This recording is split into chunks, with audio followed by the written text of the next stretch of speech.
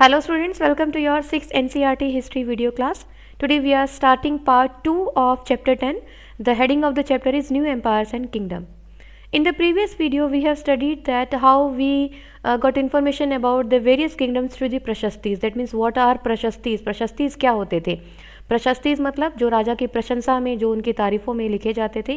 And then we studied about the Gupta dynasty. Samudragupta जो राजा थे, उनके फादर चंद्रगुप्त फर्स्ट और उनके बेटे चंद्रगुप्त सेकंड, जिन्हें विक्रमादित्य भी कहा जाता था, और विक्रम संवत की जो शुरुआत हुई थी.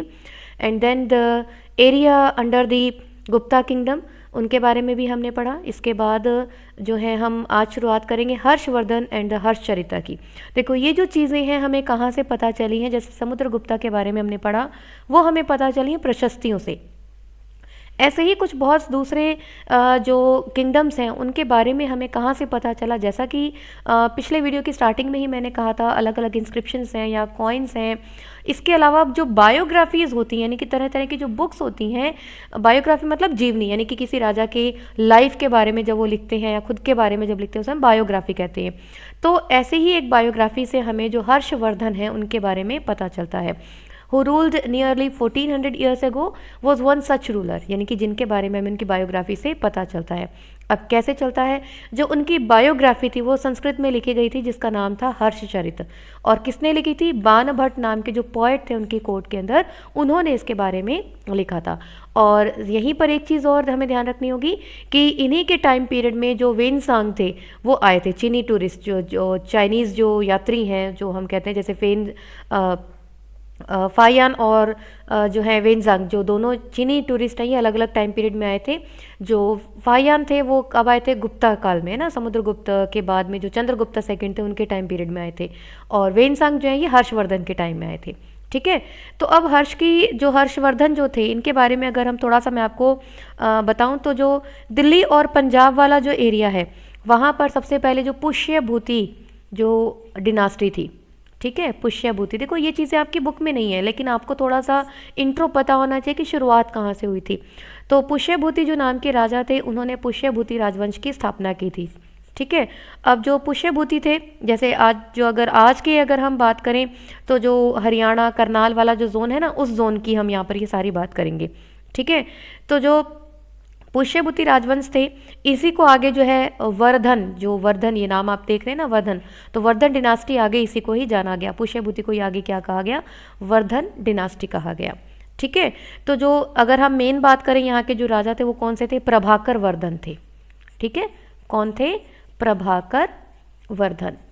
तो प्रभाकर वर्धन जो थे, इनके दो बेटे थे. कौन कौन थे? एक तो थे जो बड़े बेटे थे इनके, वो थे राज्यवर्धन. ठीक है. क्या नाम था उनका? राज्यवर्धन. आई होप राइटिंग आपको समझ में आ रही होगी.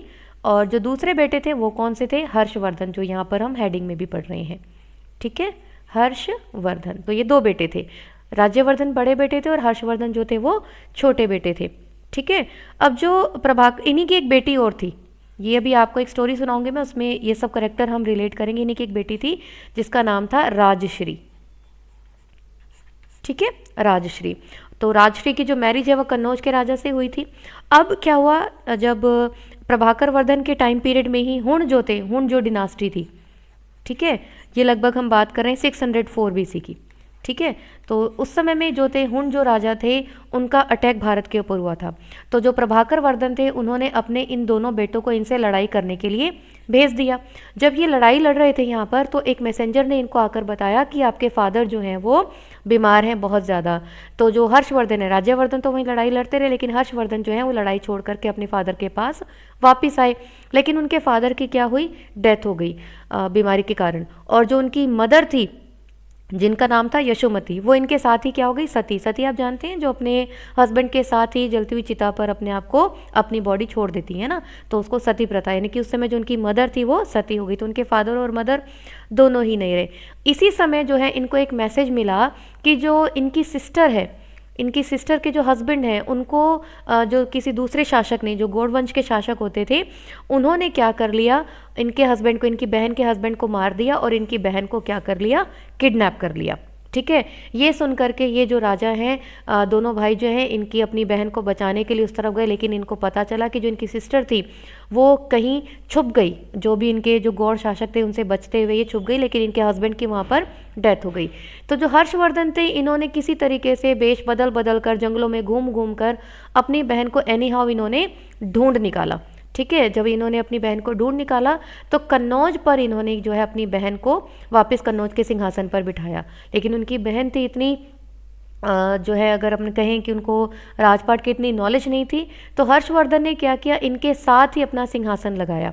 हालांकि जो कन्नौज की जो प्रजा थी जो वो चाहती थी कि हर्षवर्धन इतने काबिल हैं तो वही जो हैं वो राजा बने, लेकिन क्या हुआ कि जो हर्षवर्धन थे वो कहते नहीं, अपनी बहन के राज्य में मैं कैसे राज कर सकता हूँ। तो इन्होंने क्या किया, अपनी बहन की हेल्प करने के लिए वहीं पर वो रहे। अच्छा, इस बीच में जो राज्यवर्धन थे उनका क्या हुआ, एक कॉन्स्पिरेसी के तहत उनकी भी डेथ हो गई। इसी तरीके से एक मैसेंजर ने जो है इनको मैसेज भेजा और उनको किसी जो लड़ाई के लिए इनको बुलवाया, है ना। जो राज्यवर्धन थे वो कन्नौज गए और वहाँ जो है इनका जो है इनकी डेथ हो गई, जो इनकी बहन वाला जो मैटर था इसी सब के अंदर।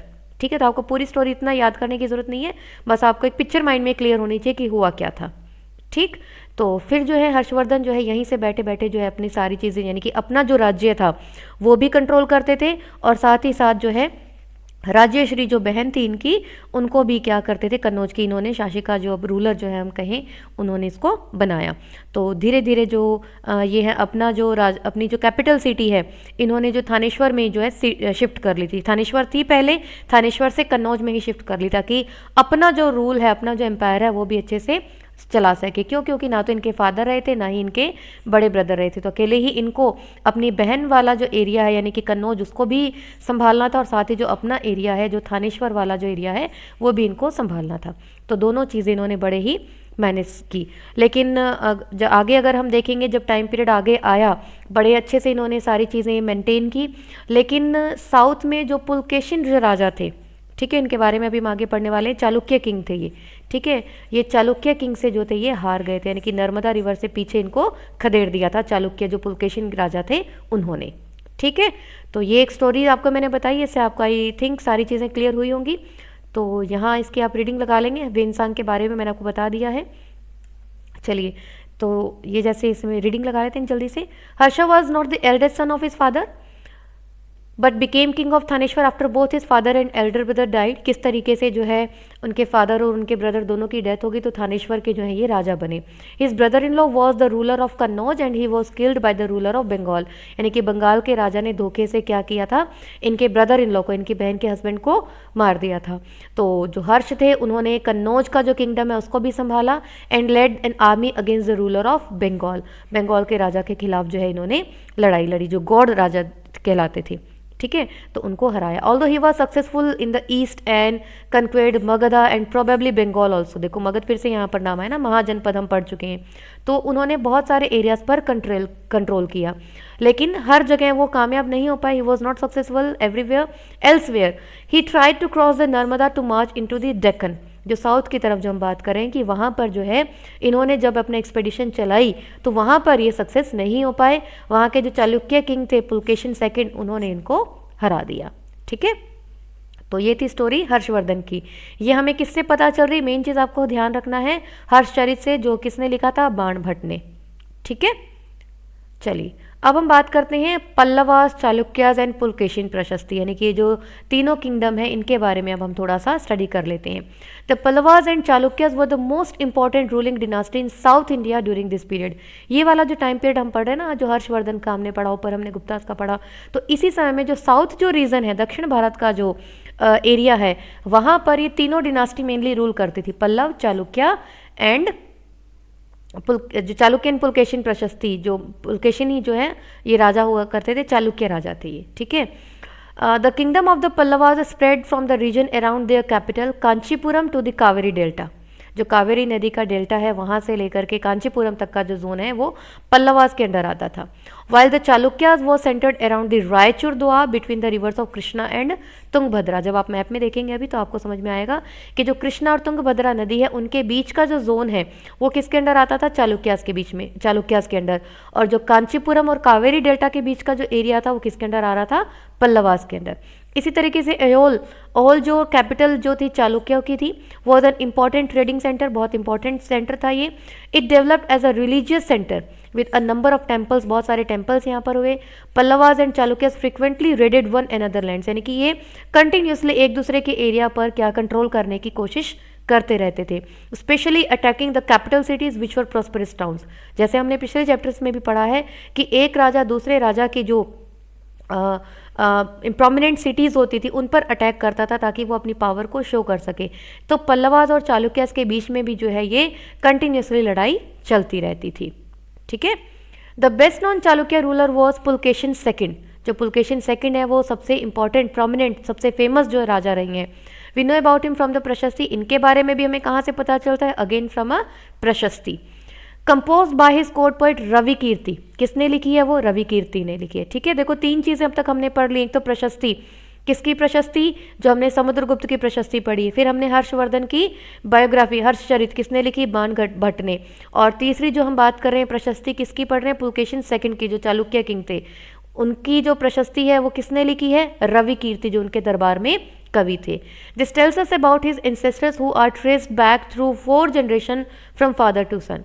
Pulakeshin evidently got the kingdom from his uncle, यानी कि उनके जो अंकल थे उनसे इनको ये किंगडम मिला।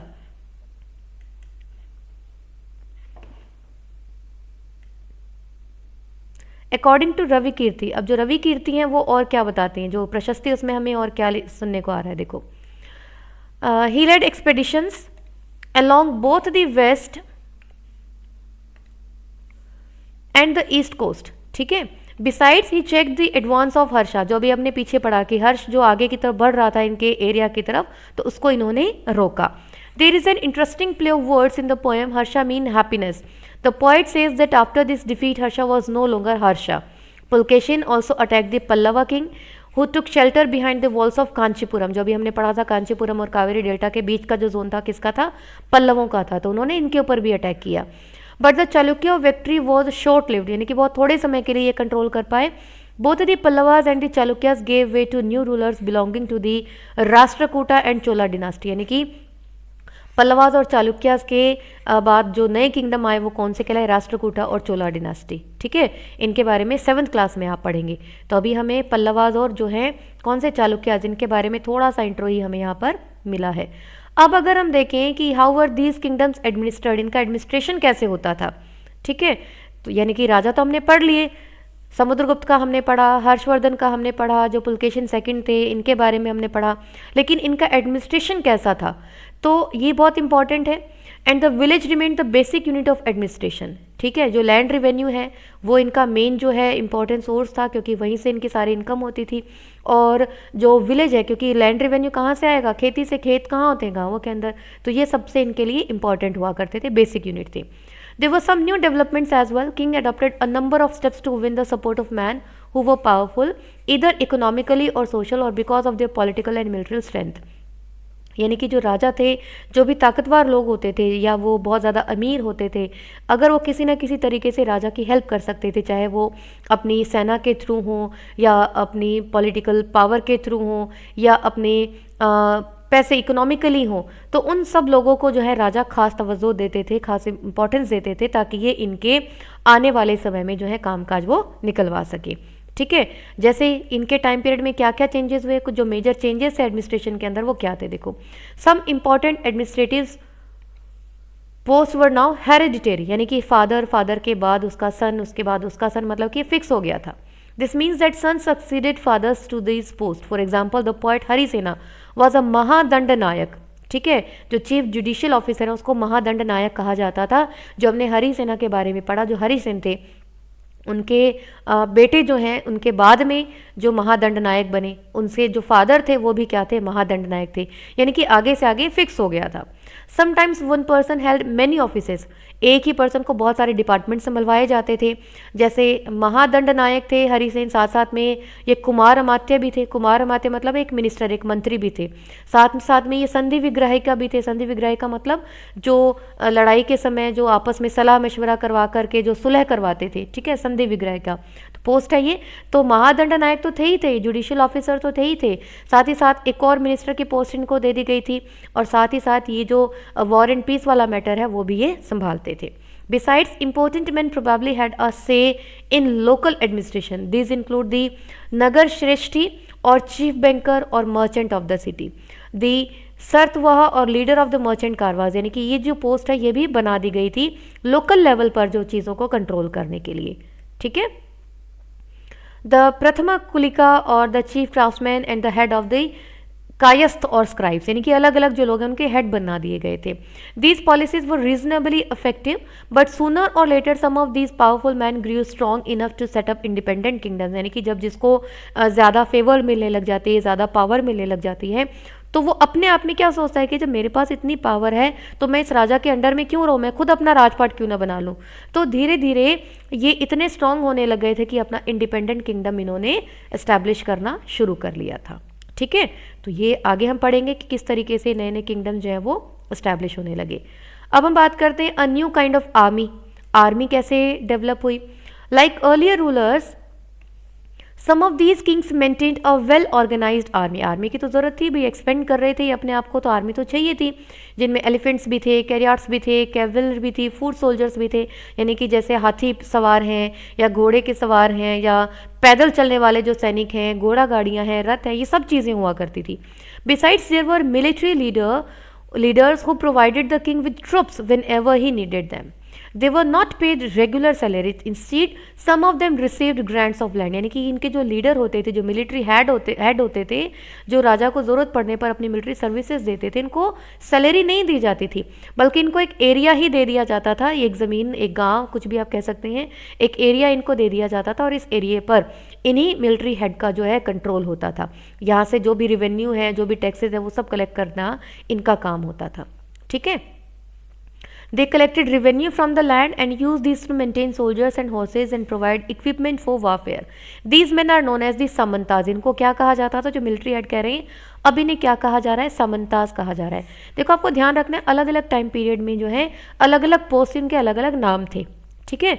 When ever ruler was weak, samantas try to become independent. जो अभी हमने ऊपर पढ़ा कि जब सामंतास से जब इनका इस एरिया पर कंट्रोल हो गया, एक छोटे एरिया पर, तो धीरे धीरे इन्होंने कहा भी हम क्या करें, राजा के अंडर जब राजा को हमारी ज़रूरत पड़ रही है, सेना की, हम उसकी हेल्प कर रहे हैं, तो हम खुद क्यों नहीं इस एरिया के राजा बन जाते, हम क्यों डिपेंडेंट रहे राजा के ऊपर। तो जो सामंतास होते थे ये धीरे धीरे इंडिपेंडेंट होना इन्होंने शुरू कर दिया, ठीक है। अब असेंबलीज इन दी सदर किंगडम। अच्छा, ये जो टॉपिक है इस साल आपका डिलीट हो गया, लेकिन बीच में है तो मैं आपको ये करवा रही हूँ, छोटा सा टॉपिक है।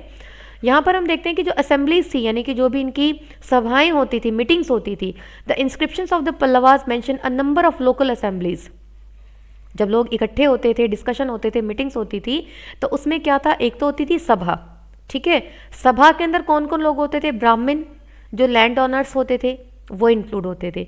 This assembly function through subcommittees which looked after irrigation, agriculture operation, making roads, local temples, यानी कि ये जो है दी सभा जो थी वो एक सुप्रीम ऑर्गेनाइजेशन थी, जिसके मेंबर कौन होते थे, ब्राह्मण लैंड ऑनर्स होते थे, और इसके नीचे जो है और छोटी छोटी जो है ग्रुप बना दिए जाते थे, और ये जो कमेटीज़ होती थी ये अलग अलग कामों को देखती थी, जैसे इरिगेशन का काम है या एग्रीकल्चर का काम है, सड़कें बनाने का काम है या छोटे मंदिर बनाने का काम है, इन सब चीज़ों को कौन कंट्रोल करता था, सभा। इसके बाद जो दूसरी असेंबली थी वो क्या कहलाती थी, उर, जो विलेज असेंबली थी, where the landowners were not Brahmins, यानी कि अब यहाँ पर ब्राह्मण नहीं थे, जो ब्राह्मणों की सभा थी वो कौन सी थी, सभा, ठीक है। और जहाँ पर ब्राह्मण नहीं थे, यानी कि दूसरे लोगों की जो मीटिंग थी, असेंबली थी, वो क्या कहलाती थी, उर कहलाती थी। एंड दी नगरम, जो थर्ड आ गई वो कौन सी आ गई, nagaram. Nagaram was an organisation of merchants. तो तीन आपने यहाँ पर पढ़ ली हैं, देखो कौन कौन सी। सबसे पहले जो थी सभा, जिसमें ब्राह्मण मेंबर हुआ करते थे। इसके बाद जो आई उर, यानी कि जिसमें गांव के दूसरे लोग मेंबर हुआ करते थे। तीसरी जो आ गई वो कौन सी होती थी, नगरम, यानी कि जिसमें जो बिजनेसमैन, मर्चेंट्स होते थे, व्यापारी होते थे, वो सब मेंबर होते थे। It is likely that these assemblies were controlled by rich and powerful land owners and merchants. अब जिसके पास ज़्यादा पैसा होगा, जो पावरफुल होगा, जो रिच होगा, वही क्या करेगा, इनको लीड करेगा, हेड करेगा इनको, है ना। So many of these local assemblies continue to function for centuries, यानी कि ये जो इस तरह की जो असेंबलीज हैं वो कई सालों तक लगातार काम करती रही, एडमिनिस्ट्रेशन चलाती रही। अब हम ऑर्डिनरी पीपल की बात करें कि यहाँ पर जो आम लोग थे उनका क्या रोल था। जैसे अभी हमने देखा सभा के अंदर ब्राह्मण थे सिर्फ, और बाकी उस सब ब्राह्मण्स के अलावा उसमें कोई एंटर नहीं हो सकता था। तो चलो थोड़ा सा उसके बारे में हम देख लेते हैं। We can catch an occasional glimpse of the lives of ordinary people from plays. उस समय जो तरह तरह के प्लेज हुआ करते थे उनसे हमें जो है वहाँ के जो लाइफस्टाइल थी, ऑर्डिनरी पीपल थे, उनके बारे में पता चलता है। जैसे कालिदास का जो फेमस जो प्ले है, कौन सा, विज्ञान शकुंतलम, है ना, उससे हमें वहाँ की जो लाइफस्टाइल उसके बारे में पता चलता है। An interesting feature about these plays is that the king and the most Brahmins are shown as speaking Sanskrit, यानी कि जो उच्च कोटि के लोग थे, जैसे राजा हुआ या जो ब्राह्मण्स हैं, वो संस्कृत भाषा यूज़ करते थे, लेकिन वुमेन और मैन जो दूसरे लोग थे वो प्राकृत भाषा यूज़ करते थे। ठीक है, तो ये मेजर डिफरेंस वहाँ पर नज़र आता था। और is the story of the love between a king name Dushyant and a young women name Shakuntala. जो अभिज्ञान शकुंतलम है वो दुष्यंत और शकुंतला की कहानी है। तो इसमें एक पुअर फिशरमैन है, उसकी भी स्टोरी है कि किस तरीके से इस फिशरमैन को मछली के अंदर से एक रिंग मिलती है जो राजा ने अपनी जो बिलव्ड है उनको दी होती है, लेकिन जब वो अंगूठी वापस देने राजा के महल में वो फिशरमैन पहुंचता है तो जितने भी गार्ड्स हैं वो उसको रोक लेते हैं कि उसने वो चुराई है अंगूठी। तो जो राजा को जब पता चलता है तो वो उस फिशरमैन को रिवार्ड देता है, लेकिन जो गार्ड हैं वो उस फिशरमैन से फिर से उस रिवार्ड में अपना शेयर मांगते हैं कि भाई हमने तुम्हें अंदर जाने दिया तो हमारा हिस्सा तो इस इनाम में बनता है। तो इस तरह की जो स्टोरी है ये आपके सामने दिखाई गई है।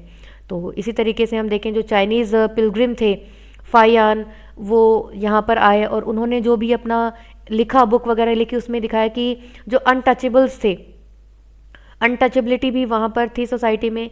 जो हाई और माइटी थे who were treated as untouchables by the high and mighty, they were expected to live on the outskirts of the city, बाहर ही रखा जाता था उनको। अगर कोई इस तरह का आदमी मार्केट में आता था, अभी मार्केट में तो आना जाना पड़ेगा उसको, तो वो क्या करता था, उसके हाथ में एक लकड़ी होती थी जिससे वो स्ट्राइक करता हुआ जाता था, इनकी शोर करता हुआ जाता था। जैसे आज भी हम देखते हैं ना हमारे घर में जब बड़े बुजुर्ग होते हैं, जब वो अंदर एंटर करते हैं तो खांसते हैं या अपनी लाठी से कुछ इशारा करते हैं, है ना। तो उस समय में इसका यूज़ होता था भी अनटचेबल्स के लिए। आज के कंटेक्स्ट में इसको नहीं बताऊंगी। तो उस समय वो एक आवाज़ करते हुए चलते थे ताकि बाकी के लोगों को पता लग जाए भी हमें इससे दूर रहना है। ठीक है। And Banabhatta provides us with a vivid picture of the king's army on the move. अब इसी तरीके से देखो, एक जो बानभट्ट है उसने हमें जो उनकी जो भी बायोग्राफी थी उसमें उन्होंने लिखा कि किस तरीके से जो राजा है वो एक इनॉर्मस अमाउंट और इक्विपमेंट के साथ चलता था, बड़ी शान और शौकत के साथ वो चलता था। वेपन्स के अलावा there were things of daily use such as pots, pans, furniture, golden food stools, food including animals such as goat, deer, rabbits, यानी कि इतनी सब शान और शौकत के साथ जब राजा है वो अपनी यात्रा करता था। This huge army was accompanied by musician beating drums and others playing horns and trumpets, यानी कि जब राजा अपनी शाही सवारी निकलती थी तो बहुत धूम धड़ाके के साथ वो निकलती थी। Villagers had to provide hospitality along the way. They come with gifts of curds, good and flowers. बीच बीच में जो गांव आते थे वो राजा को गिफ्ट देते थे तरह तरह के। They also tried to meet the king and place their complaints and petitions before him. और इसी दौरान जो राजा होता था वो गांव के लोगों से, जो भी एरिया बीच में आता था उसके लोगों से मिलता था, उनसे गिफ्ट लेता था, उनकी जो petitions हैं उनको सुनता था। The army left a trail of destruction behind. Elephants often trample down the huts of villagers and oxen yoked to the caravans of merchants ran away scared by tumult.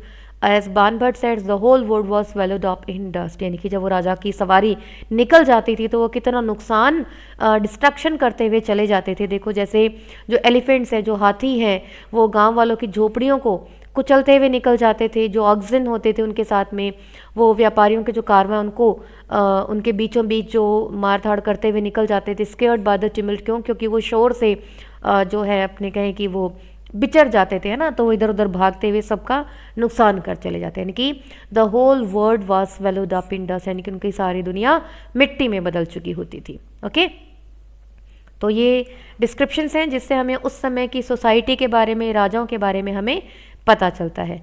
चलिए ये एल्सवेयर चलते चलते इसको आप रीडिंग लगा लेंगे, topic हमारा बहुत लेंदी हो जाएगा। तो आप इसकी रीडिंग लगाएंगे. I hope everything is clear to you.